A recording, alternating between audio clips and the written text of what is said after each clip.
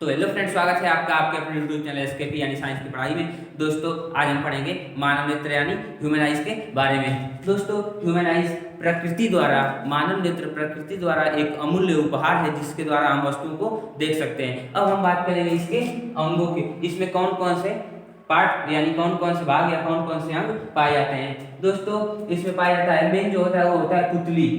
पुतली क्या होता है?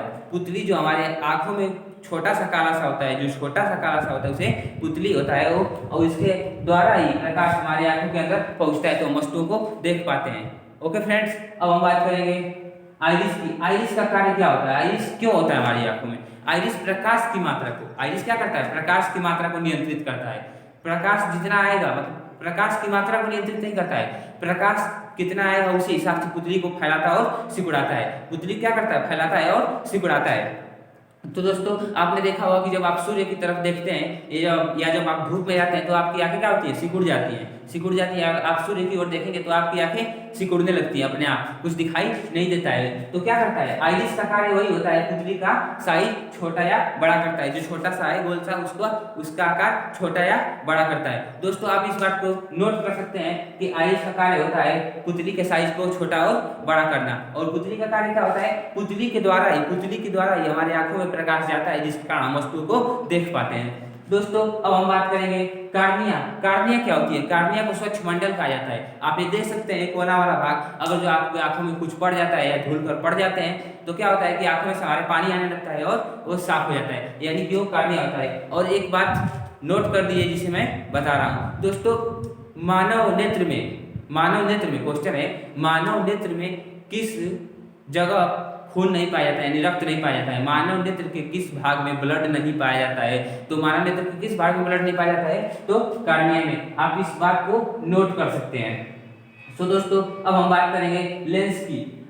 ह्यूमन आइज यानी मानव नेत्र में उत्तल लेंस लगा होता है, मानव नेत्र में उत्तल लेंस लगा होता है। दोस्तों, नेत्र लेंस द्वारा क्या होता है? इससे किरणें अपवर्तित होकर हमारे रेटिना पर पड़ती हैं जिसके कारण हमें वस्तुएं दिखाई देती हैं। तो लेंस क्या करता है? अपवर्तन कार्य करता है, अपवर्तित होकर यहाँ पे रेटिना पड़ेगी तो हमें वस्तुएं दिखाई देगी। तो अब हम बात कर लेते हैं जलीय द्रव्य की। जलीय द्रव्य की दोस्तों, जलीय द्रव्य से पहले अगर जो आप ये पढ़ेंगे यानी कि कांचा द्रव्य पढ़ेंगे यानी विट्रस उमरस पढ़ेंगे तो आपको जलीय द्रव्य समझ में आ जाएगा। आंखों का एक बार क्वेश्चन पूछा था, आंखों का गोल आकार होता है किसके कारण?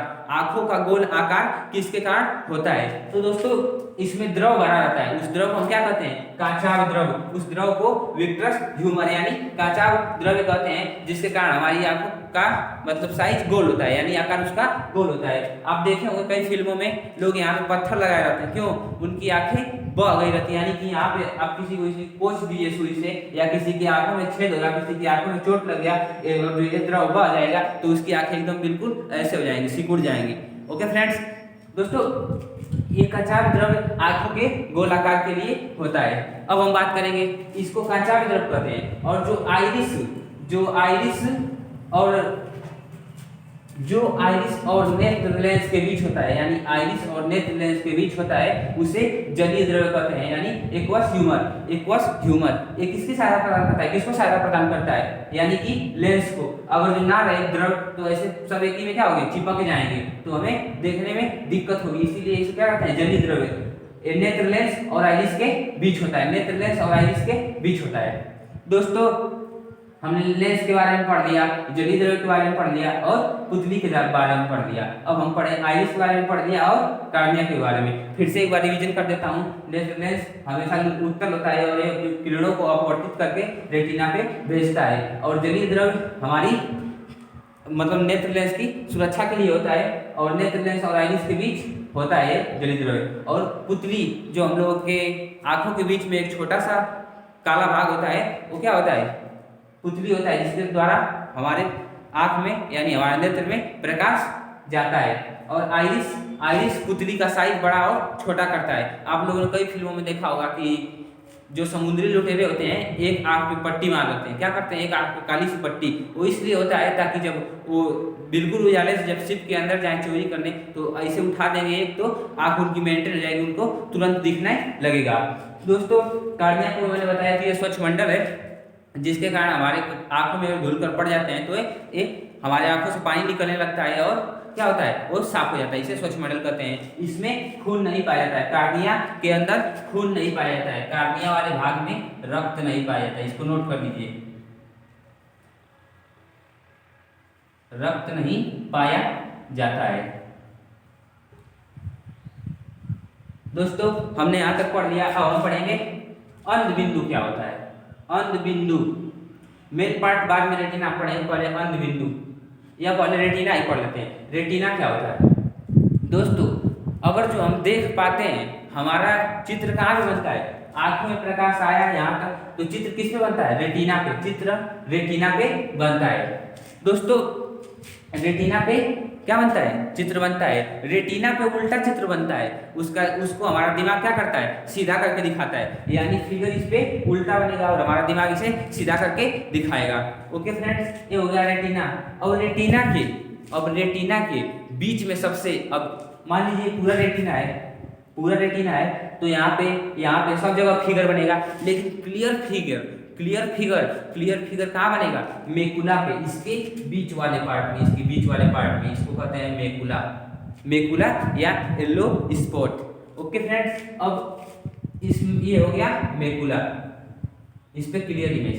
आप एहसास किए होंगे कोई जा रहा है बगल से तो आप उसको इस तरह भी देख लेते हैं, लेकिन आपकी आंखें दुखने लगती हैं, यानी क्लियर इमेज नहीं बनता है। अगर जो आप उसको सामने ला के रखेंगे तो आपके सामने क्लियर इमेज बनेगी। तो क्लियर इमेज कहाँ बनता है, मेकुला पे।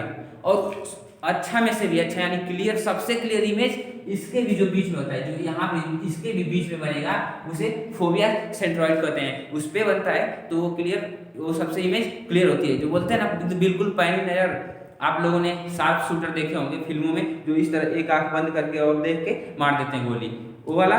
दोस्तों आप लोग खुद महसूस किए होंगे, जो छोटी वाली सुई होती है, जब आप उसमें धागा डालते हैं तो आप एक आंख बंद कर लेते हैं, और फिर भी नहीं पड़ता तो आंखों कैसे मलते हैं, उसके बाद फिर तब उसके बाद देखते हैं और उसके बाद से डाल देते हैं सुई। ओके फ्रेंड्स, तो सबसे क्लियर इमेज फोबिया पे, इसको नोट कर लीजिए, सबसे क्लियर इमेज फोबिया पे, और उससे थोड़ा कम मेकुला पे, और देखना हो बस तो रेटिना पे कहीं भी बन जाएगा, आपको वस्तु दिख जाएगी, लेकिन उससे क्लियर मेकुला पे और उससे क्लियर फोबिया सेंट्रॉइड पे। दोस्तों अब हम बात करेंगे रक्त पटल क्या होता है। रक्त पटल यानी कोराइड क्या होता है दोस्तों। कोराइड यानी आंखों में रक्त यहाँ पे होता है, यानी जो रक्त पटल में, तो आंखों क्या करता है, विटामिन, प्रोटीन, मिनरल्स प्रदान करता है आंखों को पीछे से। ओके फ्रेंड्स, अब हम बात करेंगे पंचहावी मांसपेशियां यानी सिलेरी मांसपेशियां क्या होती है। आप ये देख सकते हैं, सिलेरी मांसपेशी और एक सिलेरी मांसपेशी।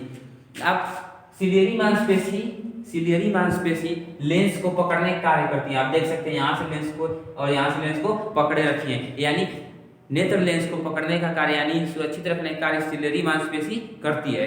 सिलेरी मांसपेशी अगर सिलेरी मांसपेशी ज्यादा नेत्र लेंस पे चढ़ जाती है, यानी इधर से भी और इधर से भी, तो क्या होता है, आदमी को मोतियाबिंद हो जाता है, मोतियाबिंद। आप देखे होंगे दरवाजे पर अगर ज्यादा फूल पत्ती लगा देंगे तो दरवाजा खोलने और बंद करने में दिक्कत होगी। उसी प्रकार नेत्र लेंस पे अगर सिलेरी मांसपेशी यानी पंचहावी मांसपेशी चढ़ जाती हैं तो क्या होता है, मोतियाबिंद हो जाता है। अक्सर 50 या 60 साल की उम्र में होता है। दोस्तों अब हम बात करेंगे दृढ़ पटल की। दृढ़ पटल क्या होता है, एक खोखले गोले के समान होता है दृढ़ पटल। ये आंखों को पीछे से सहायता प्रदान करता है। सेम इसका विकार यही होता है, यानी कि एक दृढ़ पटल है। अब हम बात करेंगे प्रकाश तंत्रिका की, कोनिकल नर्व्स की। प्रकाश तंत्रिका क्या होता है, प्रकाश तंत्रिका यहाँ से सीधे नसें हमारे ब्रेन में गई रहती हैं, यानी कि यहाँ से सीधे नसें कहाँ गई रहती हैं, ब्रेन में। अगर ये नसें न गई रही हो तो क्या होगा, हमें दिखाई नहीं देगा, यानी कि इसको प्रकाश तंत्रिका कहते हैं। जो प्रकाश का तंत्र होता है, जैसे हमारे घर में वायर होता है, जैसे उसे बिजली का तंत्र कहते हैं, उसी प्रकार हमारी आंखों में जो नसें गई रहती हैं ब्रेन में, उसे प्रकाश तंत्रिका कहते हैं। ओके फ्रेंड्स, प्रकाश तंत्रिका उसे कहते हैं। अब हम बात करेंगे अंध बिंदु की। ब्लाइंड स्पॉट क्या होता है, आप लोगों को नहीं पता तो आप अभी जान जाएंगे। ब्लाइंड स्पॉट क्या होता है, जैसे मान लीजिए सपोज कीजिए पूरा दीवार है, यहाँ पे आपने छेद कर दिया, कुछ काम के लिए वायरिंग का है, मान लीजिए बोर्ड लग गया, तो आप पूरे दीवार पे काम कर सकते हैं, लेकिन इस पे नहीं। तो जब यहाँ से भोंका मार के गई रहती है, यानी कि इसको छेद के गई रहती है नसें यहाँ से, तो क्या यहाँ पे फिगर बनेगा? नहीं बनेगा, इसलिए इसको अंध बिंदु कहते हैं। पूरे रेटिना पे फिगर बनेगा लेकिन यहाँ पे फिगर नहीं बनेगा, इसे क्या बोलते हैं? अंध बिंदु बोलते हैं।